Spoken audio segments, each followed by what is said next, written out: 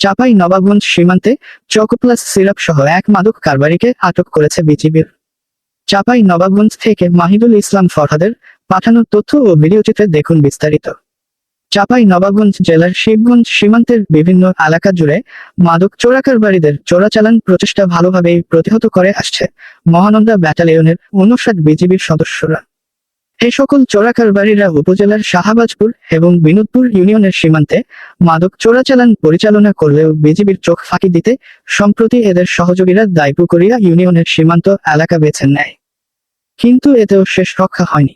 ৩০ December ভোর ৪:৫টায় বিলভাতিয়া বিওপির একটি বিশেষ টহল দল সীমান্ত পিলার ১৯০-৩ হতে আনুমানিক ৫০ গজ বাংলাদেশের অভ্যন্তরে জনৈক মাদক চোরাকারবারি মোহাম্মদ নুরুল হক ৪০ কে ২৪ বোতল ভারতীয় নেশাজাতীয় চকোপ্লাস সিরাপ সহ বিলভাতিয়া সীমান্ত হতে আটক করতে সক্ষম হয়েছে।